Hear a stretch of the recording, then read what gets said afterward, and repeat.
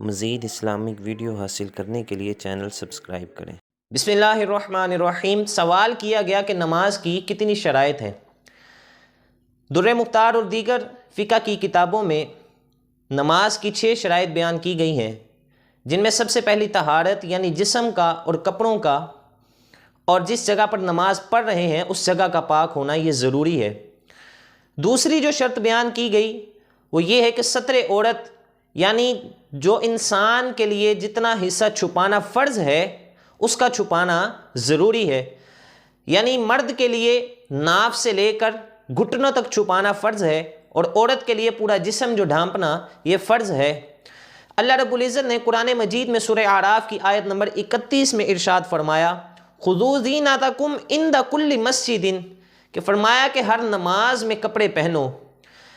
اور تیسری جو شرط بیان فرمائی وہ استقبال قبلہ، یعنی قبلہ کی طرف، یعنی کعبہ شریف کی طرف منہ کر کے نماز پڑھنا۔ چوتھی جو شرط بیان فرمائی وہ وقت ہے، یعنی جس نماز کا وقت داخل ہے وہی نماز پڑھنا۔ یعنی مثال کے طور پر ہم نے ظہر کی نماز پڑھنی ہے، اب ظہر کی نماز کا وقت 12:30 سے اگر شروع ہوتا ہے مثال کے طور پر، اور 3:15 بجے اگر ختم ہوتا ہے، تو یہ 12:30 سے 3:15 کے درمیان یہ نماز پڑھنا، ظہر کی نماز پڑھنا یہ شرط ہے۔ یعنی جس نماز کو بھی پڑھنا ہے اس کا وقت داخل ہونا یہ نماز کی شرط ہے۔ اور پانچویں نیت، یعنی انسان جو نماز پڑھ رہا ہے اس کی نیت کرنا یہ لازمی ہے۔ نیت جو ہے وہ دل کے ارادے کا نام ہے، کہ دل میں ارادہ ہونا چاہیے جو بھی نماز ہم پڑھ رہے ہیں۔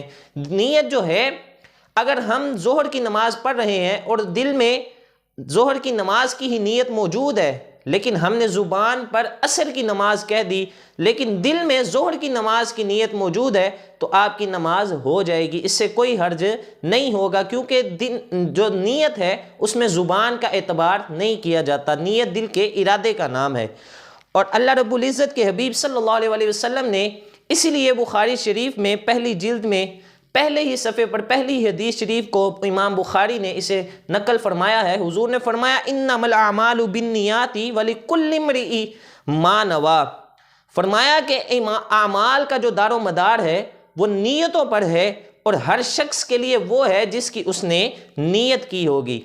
تو چھٹی جو شرط ہے وہ بیان فرمائی تکبیر تحریمہ، یعنی نماز جب ہم شروع کرتے ہیں تو اس میں سب سے پہلے جو کانوں تک ہاتھ اٹھا کر ہم اللہ اکبر کی تکبیر کہتے ہیں اسے تکبیر تحریمہ کہتے ہیں۔